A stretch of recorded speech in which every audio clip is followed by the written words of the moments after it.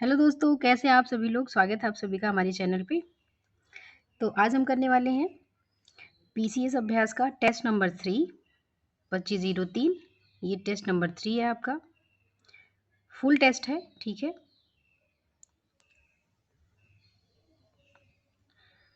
तो चलिए स्टार्ट करते हैं इसके पहले प्रश्न से। पहला प्रश्न है आपका कि निम्नलिखित को सही सुमेलित करें। एक तरफ सुपर कंप्यूटर दे रखा है, दूसरी तरफ देश दे रखा है। तो ईगल सुपर कंप्यूटर किस देश का है? तो ईगल जो है वो आपका है अमेरिका का, ठीक है। और उसके बाद हम देखेंगे कि लूमी लूमी किसका है? तो लूमी आपका है फिनलैंड का।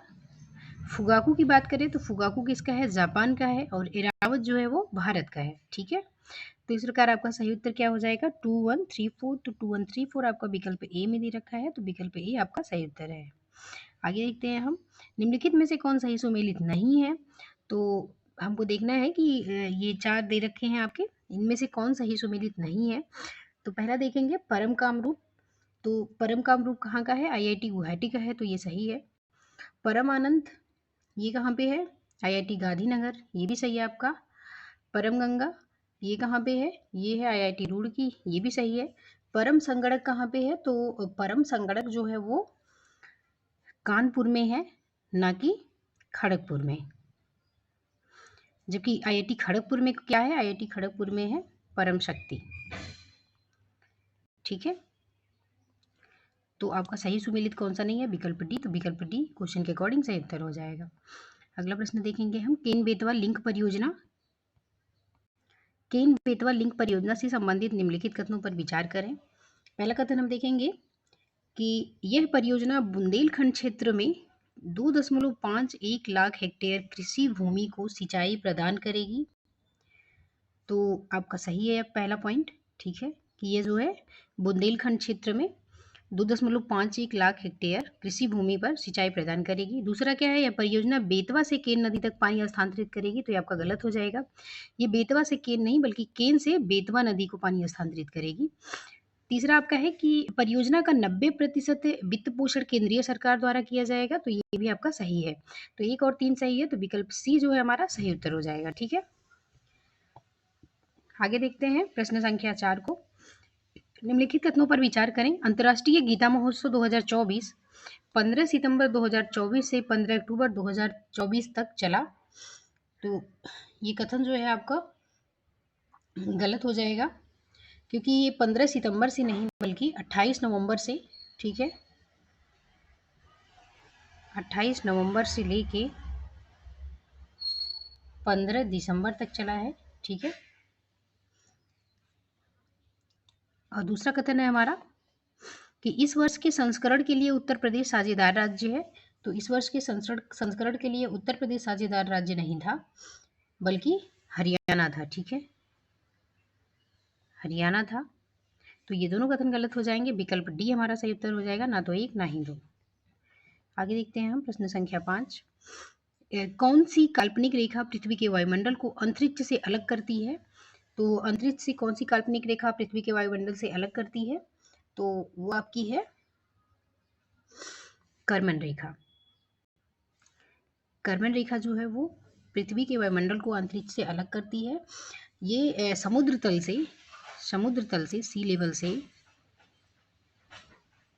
100 किलोमीटर ऊपर है, ठीक है। तो उसके ऊपर क्या आपका अंतरिक्ष वाला रीजन आ जाता है, और इसके नीचे जो है 100 किलोमीटर से वो पृथ्वी का वायुमंडल। आगे हम देखते हैं अगला प्रश्न,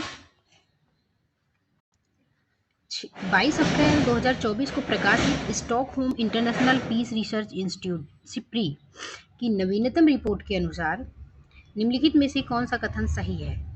तो पहला हम देखेंगे कि 2023 में किसी भी देश द्वारा सैन्य खर्च की सबसे बड़ी प्रतिशत वृद्धि कांगो लोकतांत्रिक गणराज्य में देखी गई है, तो ये आपका कथन सही हो जाएगा। कितना प्रतिशत देखा गया है ये भी मैं बता देती हूँ, लगभग 105%, ठीक है। दूसरा है कि भारत 2023 में वैश्विक स्तर पर चौथा सबसे बड़ा सैन्य खर्च करने वाला देश रहा है, तो ये भी कथन आपका सही हो जाएगा। तो हमारा सही उत्तर कौन सा हो जाएगा?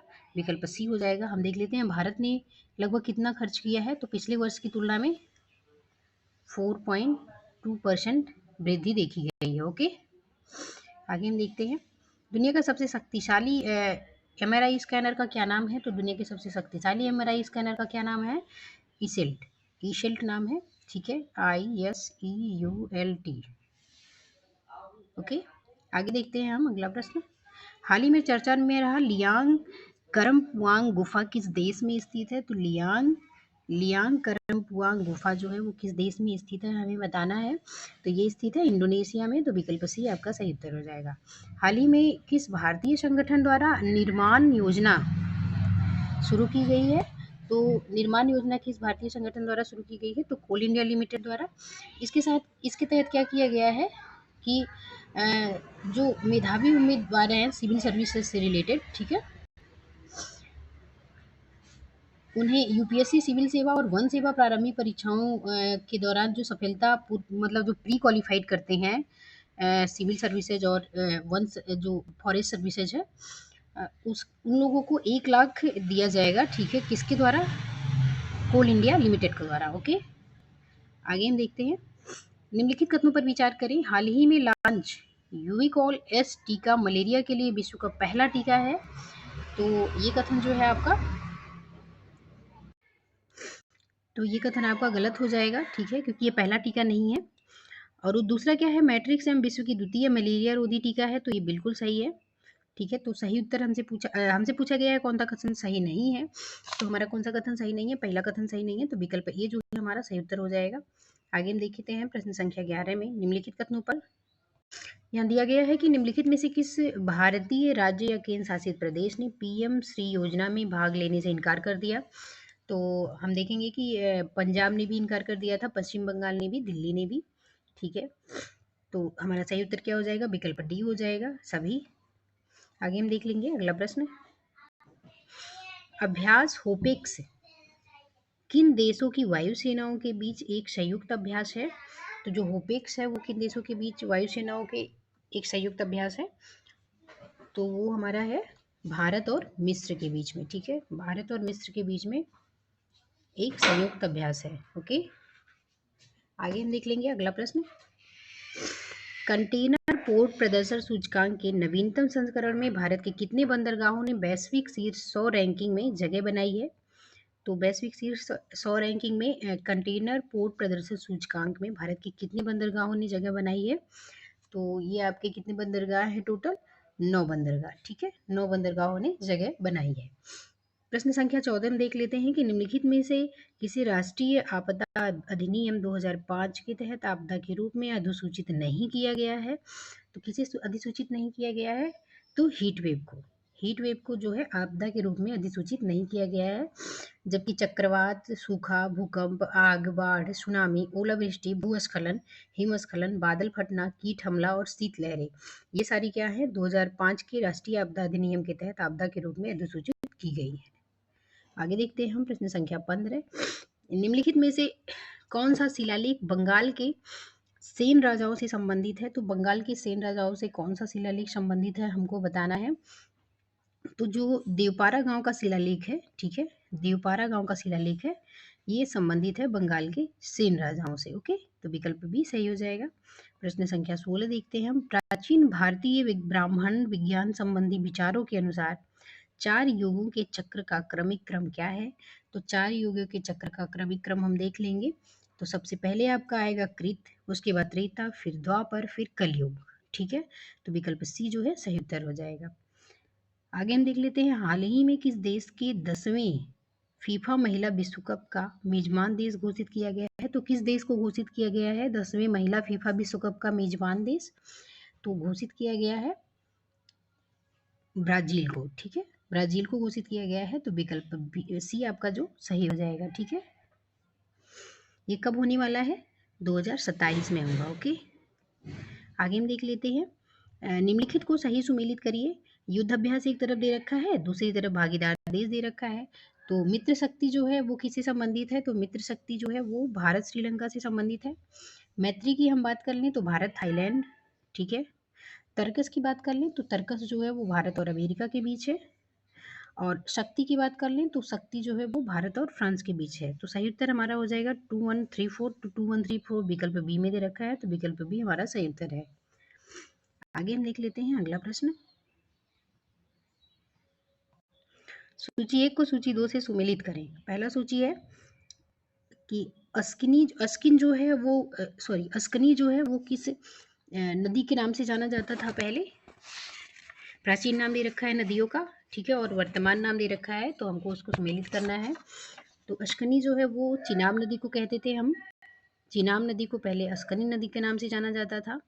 बितस्ता की बात करें तो वो झेलम नदी को कहते थे। बिपाशा जो है वो ब्यास नदी के नाम से जाना जाता था। और परूह नदी जो है वो रावी, ठीक है। तो सही उत्तर क्या हो जाएगा आपका? सही उत्तर हो जाएगा 3421। तो 3421 किस में है? विकल्प सी में है, तो विकल्प सी हमारा सही उत्तर हो जाएगा। ओके, तो आगे देखते हैं हम अगला प्रश्न। प्रश्न संख्या 20। शुद्धाद्वैत दर्शन के संस्थापक कौन थे? तो शुद्धाद्वैत दर्शन के संस्थापक कौन थे हमको देखना है। तो शुद्धाद्वैत दर्शन के संस्थापक कौन थे? वल्लभाचार्य। तो विकल्प बी जो है हमारा सही हो जाएगा। निम्नलिखित में से कौन सही सुमेलित नहीं है हमको बताना है। तो जो दारुल सफ़ा है, ठीक है, दारुल सफ़ा वो चैरिटी अस्पताल होता था, तो ये आपका सही है। दीवाने इश्तियाक जो है वो क्या होता था? पेंशन विभाग, तो ये भी आपका सही है। दीवाने वकूफ़ जो है वो क्या होता था? व्यय विभाग, ये भी आपका सही है। दीवाने अर्ज जो है वो क्या होता था? वो सैन्य विभाग होता था, ना कि बाजार नियंत्रण। क्या होता था? ये सैन्य विभाग होता था, तो ये आपका गलत हो जाएगा। तो प्रश्न के अकॉर्डिंग विकल्प डी जो है सही सुमेलित नहीं है। आगे हम देखेंगे निम्नलिखित को कालानुक्रमिक क्रम में व्यवस्थित करें। तो सबसे पहले आपको क्या आएगा? सबसे पहले आपका गुलाम वंश आएगा, ठीक है। सबसे पहले आपका गुलाम वंश आएगा, उसके बाद आपका क्या आएगा? खिलजी वंश आएगा, ठीक है। अच्छा, टाइम पीरियड में लिख देती हूँ, ये है 1206 से लेकर के 1290 के बीच में। उसके बाद खिलजी वंश का क्या था? 1290 से लेकर के 1320। उसके बाद तुगलक वंश आता है आपका, ठीक है। तुगलक वंश का टाइम पीरियड क्या है? 1320 से लेकर के 1412 तक,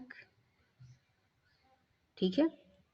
उसके बाद आता है क्या? सैयद वंश आता है। तो सैयद वंश का क्या टाइम पीरियड है? 1414 से लेकर के 1451 तक, ठीक है। तो क्या हो जाएगा आपका? एक दो, एक तीन और दो चार, एक तीन दो चार किस में है? तो विकल्प डी में है, तो विकल्प डी हमारा सही उत्तर हो जाएगा। आगे हम देखेंगे सम्राट अशोक के निम्नलिखित प्रमुख शिलालेखों को उत्तर से दक्षिण की ओर व्यवस्थित करना है। तो हमें उत्तर से दक्षिण की ओर व्यवस्थित करना है सम्राट अशोक के प्रमुख शिलालेख को। तो सबसे पहले हमारा क्या आ जाएगा? East, west, north, south. तो हमें कहाँ करना है? उत्तर से दक्षिण करना है। तो सबसे ऊपर आपका क्या आएगा? सबसे पहले आ जाएगा आपका शहबाजगढ़ी, ठीक है। शहबाजगढ़ी पहले पे आ जाएगा, तो हम देखेंगे 4 इसमें 2 में है। उसके बाद क्या आएगा? उसके बाद आएगा कलसी, कलसी। उसके बाद आएगा गिरनार, उसके बाद सुपारा। तो सही उत्तर आपका क्या हो जाएगा? 4231। 4231 किस में है? विकल्प डी में है, तो विकल्प डी हमारा सही उत्तर हो जाएगा, ठीक है। आगे हम देख लेंगे अगला प्रश्न। प्राचीन भारत के आक्रमणकारियों के संदर्भ में निम्नलिखित में से कौन सा सही कालक्रमानुसार सही है? तो हम देखेंगे सबसे पहले कौन आए? यूनानी आए, फिर शक आए, फिर कुषाण आए, ठीक है। यूनानी, शक, कुषाण। तो हमारा सही उत्तर क्या हो जाएगा? विकल्प ए हो जाएगा। प्रश्न संख्या 25 देख लेते हैं। ख्वाजा मोइनुद्दीन चिश्ती का दरबार कहाँ पे है? तो ख्वाजा मोइनुद्दीन चिश्ती का दरबार है अजमेर में, ठीक है। उसके बाद कुतुबुद्दीन बख्तियार काकी का आता है, तो उनका कहाँ पे है? दिल्ली में। बाबा फरीद का हम देखेंगे, तो बाबा फरीद का कहाँ पे है? पंजाब में। और बंदा नवाज गईसू दरज, इनका कहाँ पे है? गुलबर्गा में। तो सही उत्तर क्या हो जाएगा आपका? बी ए सी डी। बी ए सी डी कहाँ है? विकल्प डी में है, तो विकल्प डी हमारा सही उत्तर हो जाएगा। आगे देख लेते हैं हम किताब ए नौरस के लेखक कौन थे? तो किताब ए नौरस के लेखक के बारे में हमें बताना है। तो किताब ए नौरस के लेखक कौन थे आपके? तो इब्राहिम आदिल शाह द्वितीय थे, तो विकल्प बी सही हो जाएगा।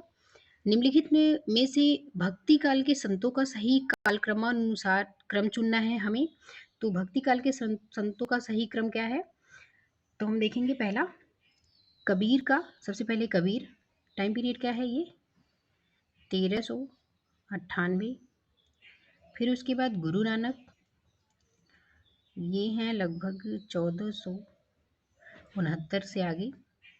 उसके बाद चैतन्य महाप्रभु का देखेंगे 1486। मीराबाई का देखेंगे तो 1498। ठीक है, तो आपका सही उत्तर विकल्प ए हो जाएगा। आगे हम देखते हैं प्रश्न संख्या 28 को। निम्नलिखित का सही कालानुक्रमिक क्रम में व्यवस्थित करना है। तो निम्नलिखित को हमें सही कालानुक्रमिक क्रम में व्यवस्थित करना है। तो सबसे पहले हम टाइम पीरियड देख लेंगे किसका आता है। तो सबसे पहले है राजा राम का 1689 से इनका 1700 के बीच में है। ठीक है, उसके बाद शिवाजी द्वितीय का आता है। तो शिवाजी द्वितीय का क्या था? 1700 से लेकर के 1708। फिर हम देखेंगे बालाजी बाजीराव का आता है। तो ये 1740 से लेकर के 1761 के बीच में। माधवराव की बात करें तो 1761 से लेकर के 1772 के बीच में। ठीक है, तो सही उत्तर हमारा क्या हो जाएगा? सही उत्तर हो जाएगा 2314 विकल्प बी। ओके, आगे देख लेते हैं हम विकल्प बी। तो प्रश्न संख्या 29 हमारा क्या है? तो 29 में दे रखा है भारत में ईस्ट इंडिया कंपनी के किस अंग्रेज गवर्नर को औरंगजेब ने निष्कासित किया था? तो ईस्ट इंडिया कंपनी के जो गवर्नर थे जॉन चाइल्ड, ठीक है, उन्हें औरंगजेब ने निष्कासित कर दिया था कब? 1688 में। ठीक है, तो सही उत्तर सी हो जाएगा। आगे हम देख लेते हैं निम्नलिखित में से कौन पंजाब राज्य के विलय के बाद राज्य का प्रशासन करने के लिए बोर्ड ऑफ 3 का सदस्य नहीं था। तो इनमें से बोर्ड ऑफ 3 का सदस्य कौन नहीं था, हमको ये बताना है। तो हेनरी लॉरेंस भी थे, जॉन रॉलेंस भी थे और चार्ल्स ग्रेविले भी थे, लेकिन जॉन गॉडेट जो थे ये नहीं थे। ठीक है, तो सही उत्तर जॉन गॉडेट जो थे वो इस परिषद के सदस्य नहीं थे। तो सही उत्तर हमारा डी हो जाएगा। आगे देखते हैं निम्नलिखित को कलानुक्रमिक क्रम में व्यवस्थित करना है हमको। तो हम सबसे पहले देखेंगे कि क्या आएगा। सबसे पहले है हमारा अधीनस्थ अलगाव की नीति कब हुई थी? तो अधीनस्थ अलगाव की नीति कब हुई थी? तो ये हुई थी 1813 से लेकर के 1857 के बीच में। फिर अधीनस्थ संघ की नीति कब हुई थी? तो 1858 से लेकर के 1935 के बीच में। उसके बाद रिंग फेंस की नीति कब आई? तो ये आया था 1765 से लेकर के और 1813 तक चला। ठीक है, उसके बाद समान संघ की नीति कब चली? तो समान संघ की नीति 1935 से लेके 1947 तक चली। तो हम सबसे पहले देखेंगे, सबसे पहले हमारा क्या आएगा? 3 आएगा। ठीक है, 3 के बाद क्या आएगा? 3 के बाद 1, फिर 2, फिर 4। 3, 1, 2, 4 आएगा। तो विकल्प डी जो है हमारा सही उत्तर हो जाएगा। ठीक है, आगे देख लेते हैं हम अगला प्रश्न। सूची दे रखा है यहाँ पे और हमें सही सुमेलित करना है सूची को। तो हम देखेंगे कि रंपा विद्रोह कब हुआ था? तो रंपा विद्रोह हुआ था आपका 1879 से लेकर के 80 के बीच में। पवाना किसान विद्रोह कब हुआ था? तो पवाना किसान विद्रोह 1873 से लेकर 76 के बीच में हुआ था। तो और उसके बाद बंगाल नील विद्रोह कब हुआ था? तो 1859 से लेकर 60 के बीच में हुआ था। और जयंतिया विद्रोह कब हुआ था? 1860 से लेकर 63 के बीच में। तो सही उत्तर क्या हो जाएगा? 2413। तो 2413 हम देखेंगे किसमें है? विकल्प बी में है। तो विकल्प बी हमारा सही उत्तर हो जाएगा। आगे देख लेते हैं हम अगला प्रश्न। प्रश्न संख्या 33 है हमारा। सूची 1 को सूची 2 से सुमेलित करें तथा नीचे दिए गए कोड का उपयोग करके सही उत्तर का चयन करना है हमें। तो हम देखेंगे कि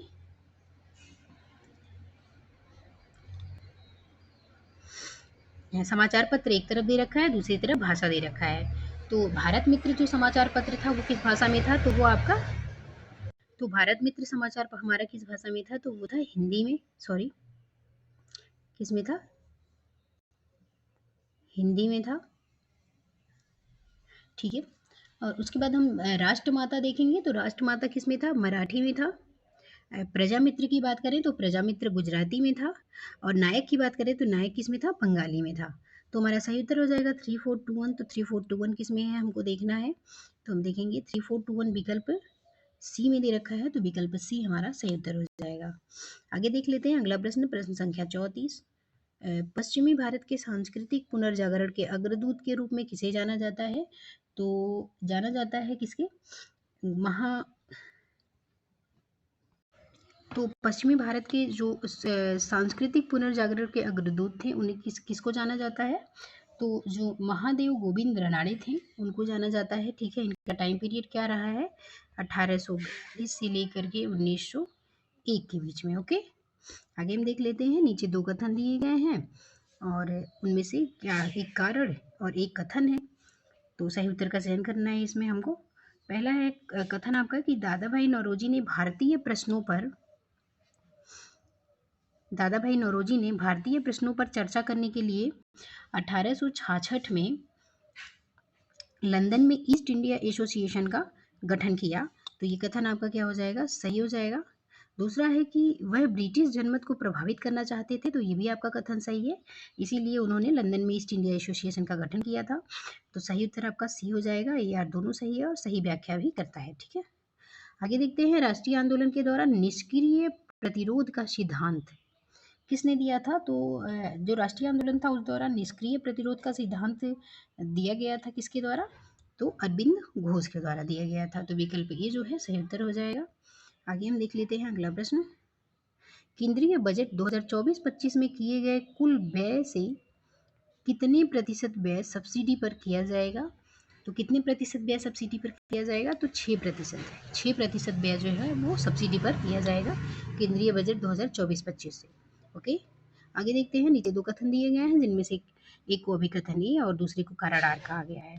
हाल के ही अभिकथन क्या है कि हाल के दिनों में प्राकृतिक आपदाओं की आवृत्ति में वृद्धि देखी गई है, तो ये सही है। दूसरा क्या है कि मानव जनित गतिविधियों ने वायुमंडल में ग्रीन हाउस गैस की सांद्रता में वृद्धि की है, तो ये भी कथन जो है आपका सही हो जाएगा, जिसके कारण जो है प्राकृतिक आपदाओं में वृद्धि देखी जा रही है। तो आपका सी जो है विकल्प वो सही हो जाएगा। ए आर दोनों सही है और आर ए की सही व्याख्या करता है। आगे हम देख लेते हैं, हाल ही में जारी report state of world forest report 2024 का विषय क्या था, मतलब थीम क्या था, तो state of world forest report का थीम क्या था, तो था नवाचार के माध्यम से वन समाधानों में तेजी लाना। ओके, तो विकल्प ए जो है आपका सही उत्तर हो जाएगा। आगे देखते हैं, मनरोविया किस देश की राजधानी है, तो हमें देखना है मनरोविया किस देश की राजधानी है, तो वो राजधानी है लाइबेरिया की। ठीक है, लाइबेरिया की राजधानी है मनरोविया। ओके, आगे देखते हैं हम, यहाँ पे और भी दे रखा है आपको, तो विक्टोरिया जो है, सॉरी, सेशेल्स जो है वो किसकी, सेशेल्स की राजधानी क्या हो जाएगी, तो विक्टोरिया हो जाएगी। ठीक है, सेशेल्स की राजधानी विक्टोरिया है। उसके बाद मोरनी जो है, मोरोनी किसकी राजधानी है, कोमोरोस की। और फ्रेंच गुयाना की राजधानी क्या है, केन। ठीक है, आगे देख लेते हैं हम अगला प्रश्न, उदंत मार्तंड के संस्थापक कौन थे, तो उदंत मार्तंड जो है इनके संस्थापक कौन थे, तो थे वो जुगल किशोर। ठीक है, जुगल किशोर थे, तो विकल्प डी सही है। आगे देखेंगे, प्राणी विज्ञान की कौन सी शाखा सरीसृपों और उभयचरों के अध्ययन से संबंधित है, तो कौन सी शाखा संबंधित है, तो हर्पेटोलॉजी जो है वो सरीसृपों और उभयचरों के अध्ययन से संबंधित है। ठीक है, आगे हम देख लेते हैं अगला प्रश्न, जीवन के विकास के को सबसे पहले किसने समझाया था, तो जीवन के विकास को सबसे पहले किसने समझाया था, तो वो समझाया था लैमार्क ने। तो विकल्प सी जो है हमारा सही उत्तर हो जाएगा।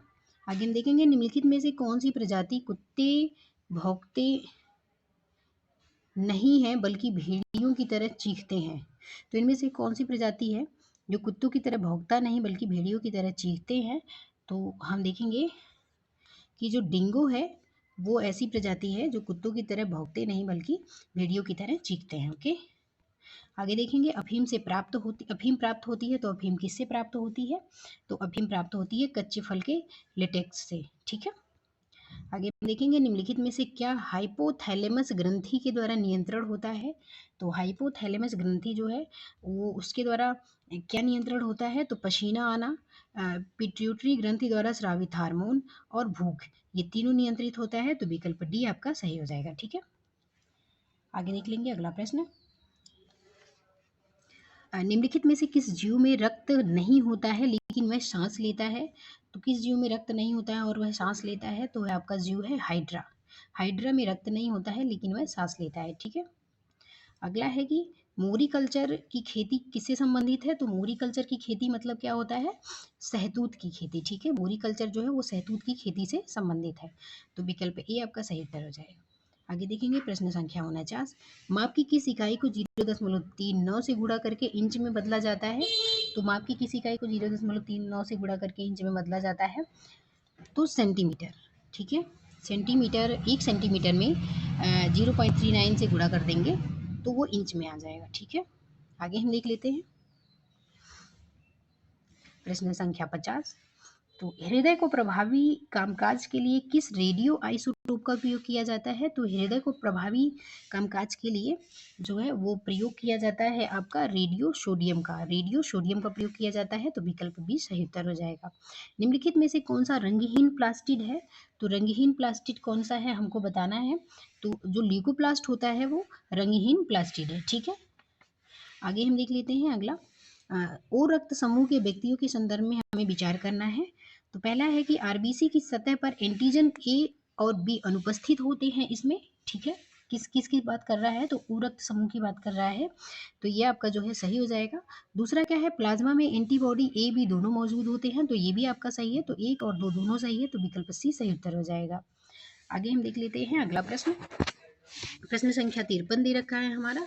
तो हम 53 में देखेंगे कि निम्नलिखित में से कौन सही सुमेलित है। ठीक है, निम्नलिखित में से कौन सही सुमेलित है हमको देखना है। तो थर्मिस्टर दे रखा है। तो थर्मिस्टर किससे संबंधित है, तो ये इलेक्ट्रॉनिक थर्मामीटर से संबंधित है। तो ये आपका सही है। ठीक है, इलेक्ट्रॉनिक थर्मामीटर से संबंधित है थर्मिस्टर। अच्छा, कैपेसिटर किससे संबंधित है, तो ये थर्मामीटर से संबंधित नहीं है, गलत है। बाईपोलर जंक्शन ट्रांजिस्टर जो है ये रेक्टिफायर दे रखा है। तो ये भी गलत है। और जंक्शन डायोड एम्पलीफायर दे रखा है। तो ये भी गलत है। ठीक है, सही क्या है, विकल्प ए सही है आपका। आगे देखते हैं निम्नलिखित में से किस प्रकार के न्यूरॉन केवल शुरुआती भ्रूणों में पाए जाते हैं और वयस्कों में नहीं। तो शुरुआती भ्रूणों में पाए जाते हैं किस प्रकार के न्यूरॉन, तो यूनिपोलर न्यूरॉन जो होते हैं वो शुरुआती भ्रूणों में पाए जाते हैं। ठीक है, तो विकल्प ए सही हो जाएगा। सूची 1 सूची 2 को सही सुमेलित करना है हमको, देखेंगे हम। पोटेशियम नाइट्रेट जो है वो किससे संबंधित है, सॉल्ट पीटर से। अच्छा, सल्फ्यूरिक एसिड जो है वो क्या है, वो विट्रियल का तेल होता है। ठीक है, कैल्शियम सल्फेट की बात करें तो जिप्सम कहते हैं उसे हम।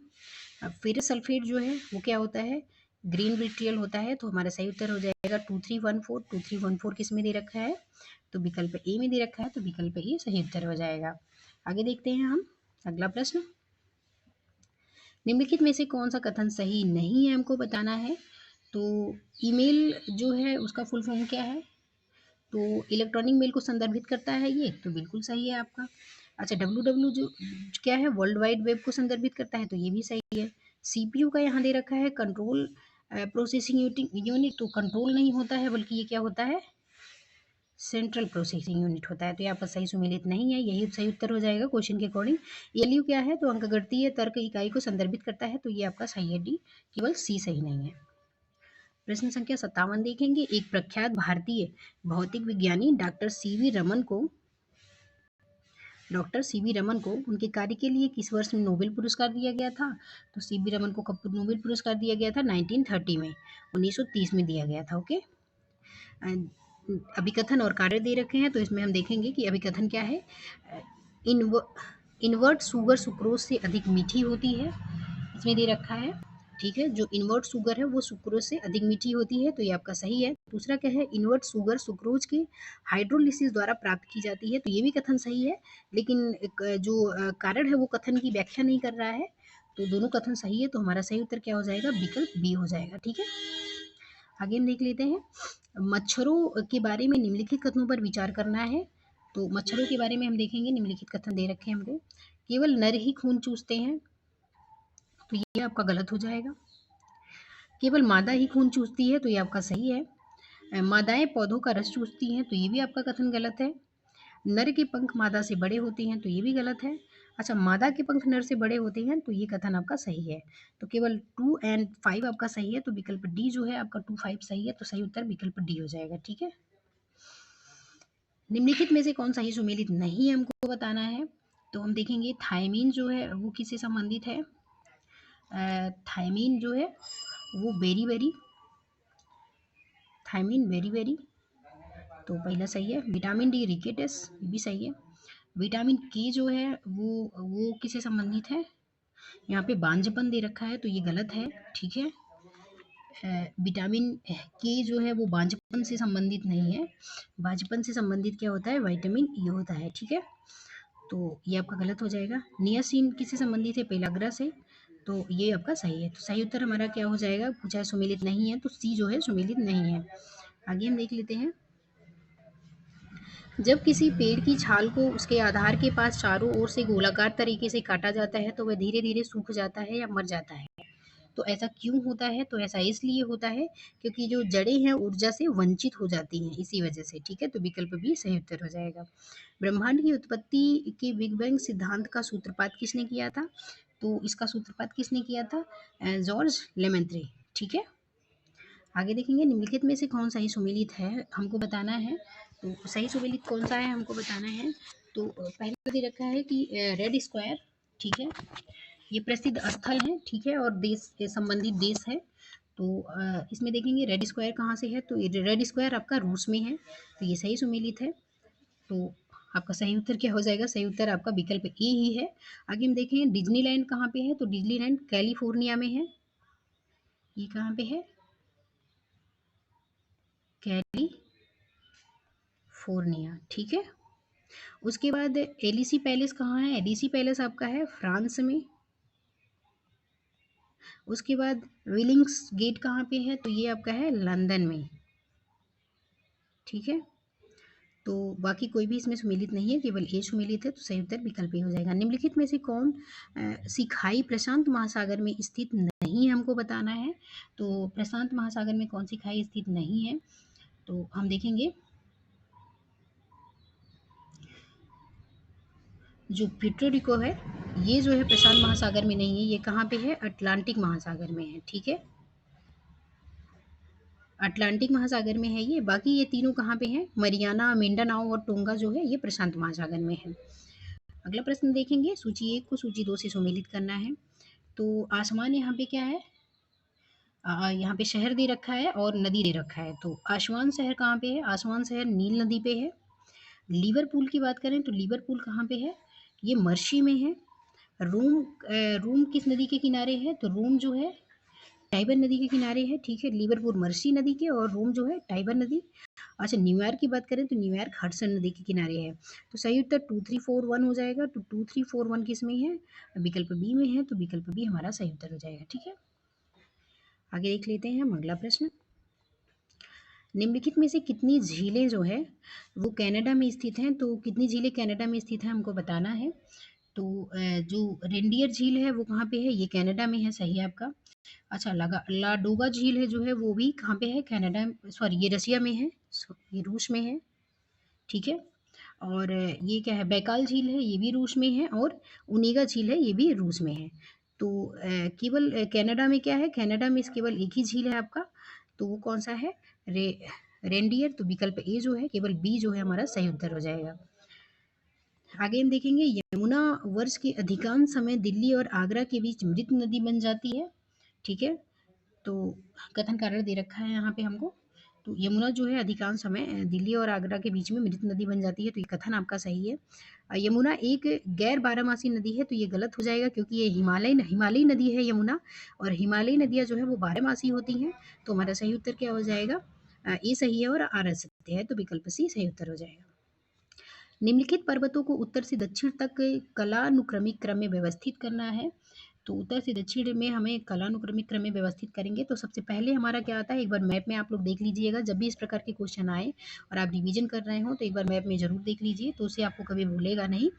तो हम देखेंगे सबसे पहले हमारा क्या आएगा, सबसे पहले आएगा रामगढ़ पर्वत, ठीक है, फर्स्ट पे।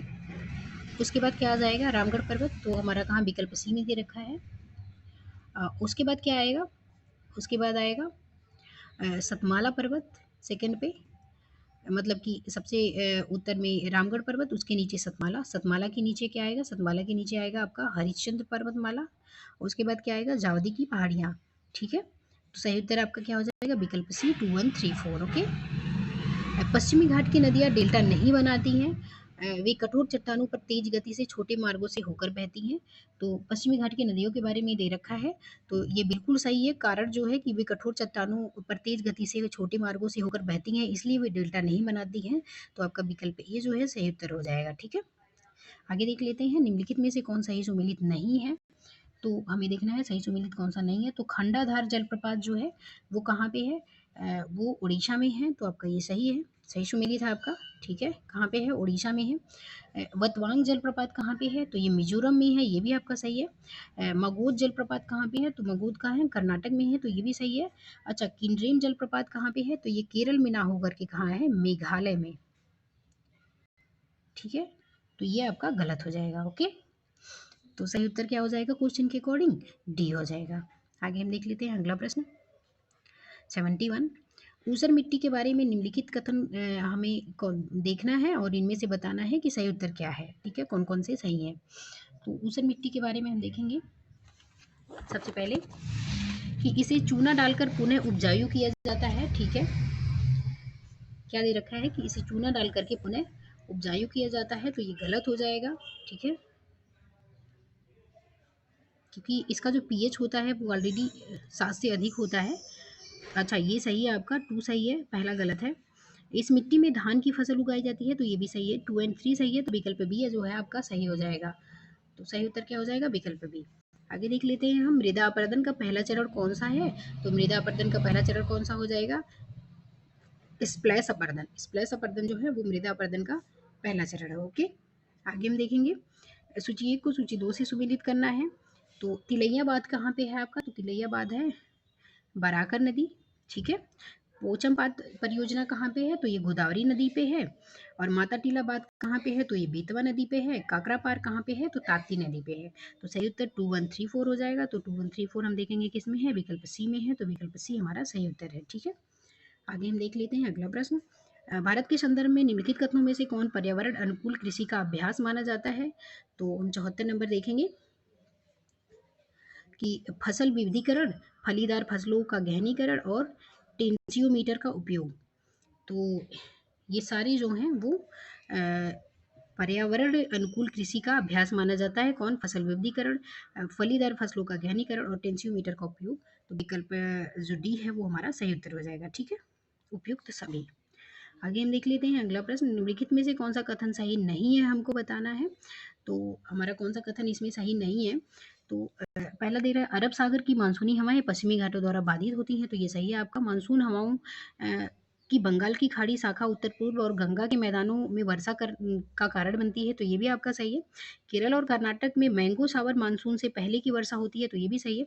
अच्छा, चेरापूंजी दुनिया की सबसे अधिक वर्षा वाली क्षेत्र है, तो ये आपका गलत हो जाएगा, ठीक है, क्योंकि हमसे पूछा है कौन सा कथन सही नहीं है पूछा है। तो ये चेरापूंजी नहीं है बल्कि मौशिन राम है, ठीक है। मौशिन राम जो है दुनिया की सबसे अधिक वर्षा वाला क्षेत्र है, तो ये आपका गलत हो जाएगा, बाकी सब सही है। क्षेत्र नंबर देखते हैं, निम्नलिखित में से कौन सा कथन सही है हमको देखना है कोड का प्रयोग करके। तो इसमें हम देखेंगे कि पहला क्या है कि चाय असम की मुख्य फसल है, तो ये आपका बिल्कुल सही है, ठीक है। उसके बाद क्या है कि कॉफ़ी तमिलनाडु की मुख्य फसल है, तो कॉफ़ी जो है वो कर्नाटक की है, ना कि तमिलनाडु की है, तो ये आपका गलत हो जाएगा। गुजरात भारत में तंबाकू का सबसे बड़ा उत्पादक है, तो ये बिल्कुल सही है आपका। जूट उत्तर प्रदेश की मुख्य फसल है, तो उत्तर प्रदेश की नहीं बल्कि पश्चिम बंगाल की, और जूट का सबसे ज़्यादा उत्पादन जो है वो पश्चिम बंगाल में ही होता है, तो यह आपका गलत हो जाएगा। तो 1 और 3 सही है, तो 1 और 3 विकल्प सी में दे रखा है, विकल्प सी हमारा सही उत्तर हो जाएगा। निम्नलिखित कथनों पर हमें विचार करना है। पहला कथन है कि ठंडी सतहों पर पालक तब बनती है जब संघनन हिमांक बिंदु से नीचे होता है, ठीक है। तो ये कथन जो है हमारा सही हो जाएगा। जब संघनन हिमांक बिंदु से नीचे होगा तो ठंडी सतहों पर पालक बनती है। अच्छा, दूसरा है क्या है, धुंध में कोहरे की तुलना में अधिक नमी होती है, तो ये भी कथन सही है। तो 1 और 2 दोनों सही है, तो विकल्प सी जो है हमारा सही उत्तर हो जाएगा। ओके, आगे देखेंगे निम्नलिखित में से कौन से कारक समुद्री धाराओं को प्रभावित करते हैं।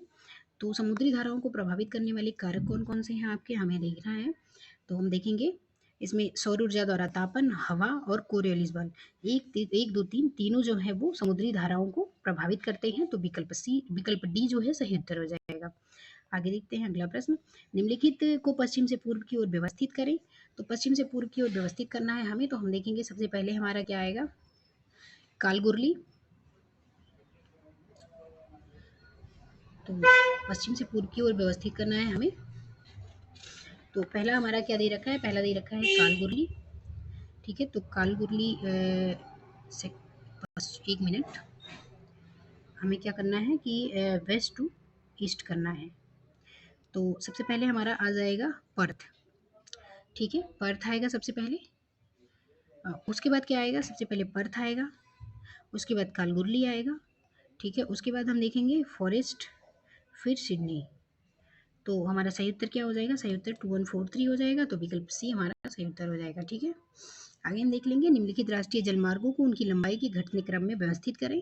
तो सबसे ज़्यादा लंबाई किसकी है, तो सबसे ज़्यादा लंबाई हम देखेंगे, पहले तो यही हम देख लेते हैं कि NW1 जो है उसकी लंबाई है 1620 किलोमीटर। ठीक है, उसके बाद है ब्रह्मपुत्र की जो NW2 है वो ब्रह्मपुत्र नदी है, मतलब धुबरी सदिया जिसे हम कहते हैं, तो वो 891 किलोमीटर है। NW3 जो है वो है कि पश्चिमी तट नहर पर है, जिसे हम कोट्टापुरम कोल्लम कहते हैं। तो ये कितना है, 205 किलोमीटर है।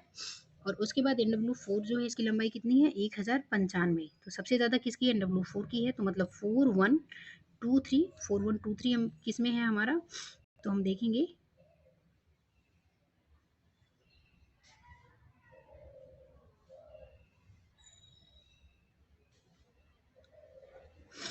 अच्छा, लंबाई के घटते क्रम में लिखना है हमको, लंबाई के घटते क्रम में।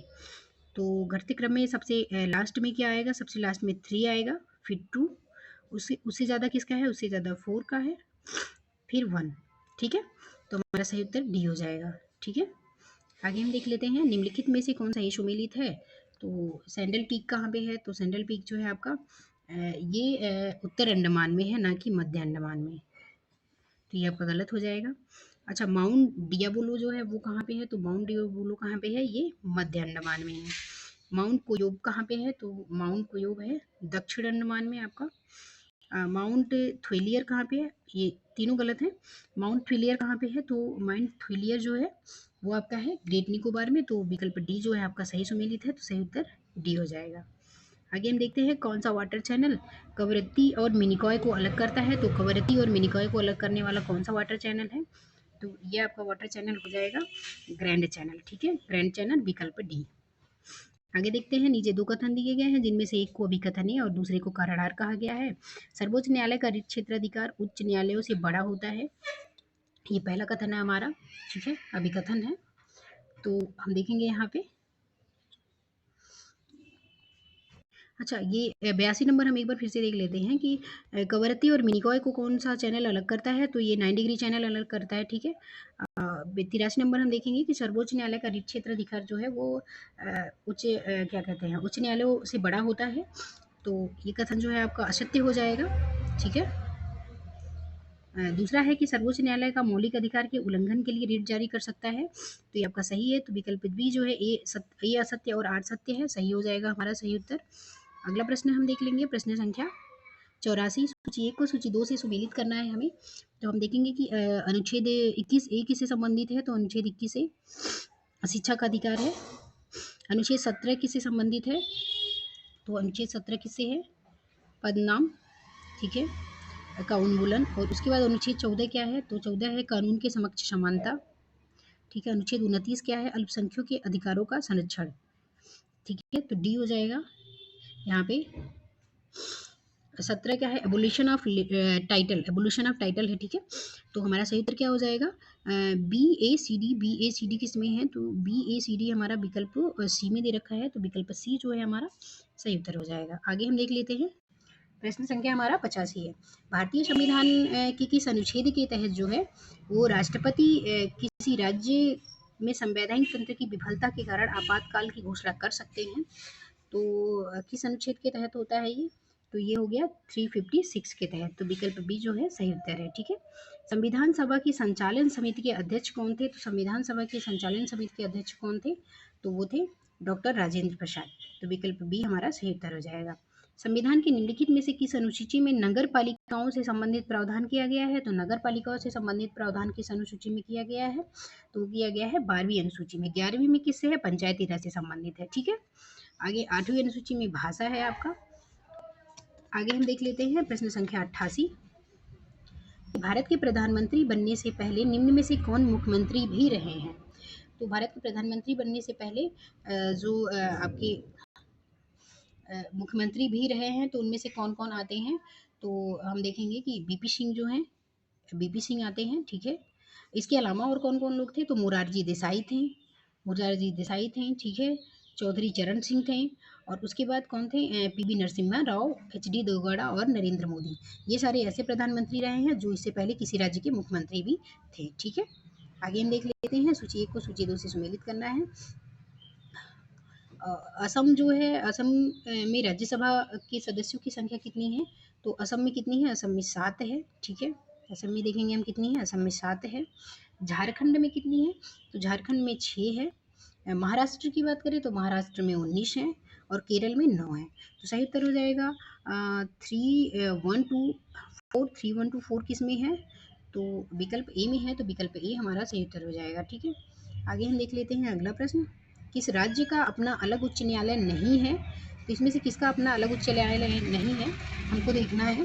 तो सही उत्तर हमारा क्या हो जाएगा इसमें? मिजोरम। जो मिजोरम है उसका अपना अलग उच्च न्यायालय नहीं है, बल्कि जो गुवाहाटी उच्च न्यायालय है वो इसके अधिकार क्षेत्र में मिजोरम आता है, गुवाहाटी उच्च न्यायालय के। और कौन कौन से इसमें राज्य आते हैं? तो असम आता है, नागालैंड और अरुणाचल प्रदेश।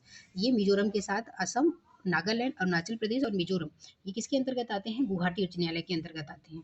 जबकि मणिपुर का अपना अलग उच्च न्यायालय है, त्रिपुरा का भी है और तेलंगाना का भी है। ओके। आगे देखते हैं, मिजोरम राज्य के संबंध में किस अनुच्छेद में विशेष प्रावधान किया गया है? तो मिजोरम राज्य के संबंध में अनुच्छेद 371 जी जो है इसमें विशेष प्रावधान किया गया है। ठीक है। अगला है कि किस संवैधानिक संशोधन अधिनियम ने सिक्किम को पूर्ण राज्य का दर्जा दिया? ये आप सभी को पता होगा, कई बार रिपीटेड क्वेश्चन रहा है ये आयोग के द्वारा पूछा जाने वाला। तो ये 36वां जो संविधान संशोधन था, इसके तहत जो है वो सिक्किम को पूर्ण राज्य का दर्जा मिला। तो विकल्प बी जो है आपका सही उत्तर हो जाएगा। आगे देखते हैं, भारत के संविधान के तहत निम्नलिखित में से कौन सही सुमेलित नहीं है? तो हमें देखना है कि कौन सही सुमेलित नहीं है भारत के संविधान के तहत। तो विकल्प पंचायतें किसकी भाग 9 के तहत आती हैं? नगर पालिकाएं 9A। ठीक है। सहकारिता 9B। न्यायाधिकरण जो आता है वो आपके किसके अंतर्गत आता है? 14A। ठीक है। 14A के अंतर्गत आता है, तो ये आपका गलत हो जाएगा। आगे हम देख लेते हैं, भारतीय संविधान की प्रस्तावना में सभी नागरिकों को कौन सा न्याय प्रदान किया गया? तो भारतीय संविधान की प्रस्तावना में जो है सभी नागरिकों को कौन सा न्याय प्रदान किया गया? तो वो प्रदान किया गया था आपका सामाजिक, आर्थिक और राजनीतिक। ठीक है। सामाजिक, आर्थिक और राजनीतिक न्याय प्रदान किया गया था। विकल्प डी सही हो जाएगा। भारत के अटॉर्नी जनरल के बारे में हमें सही कथन बताना है। तो उन्हें भारत के राष्ट्रपति द्वारा नियुक्त किया जाता है। ठीक है। तो ये आपका बिल्कुल सही हो जाएगा। उनके पास वह योग्यताएं होनी चाहिए जो सर्वोच्च न्यायालय के न्यायाधीश के पास होना चाहिए, तो ये भी सही है। उन्हें संसद के किसी भी सदन का सदस्य होना चाहिए, तो ये गलत हो जाएगा। उन्हें संसद द्वारा महाभियोग द्वारा हटाया जा सकता है, तो ये भी गलत है। ठीक है। उन्हें बिल्कुल वैसे ही।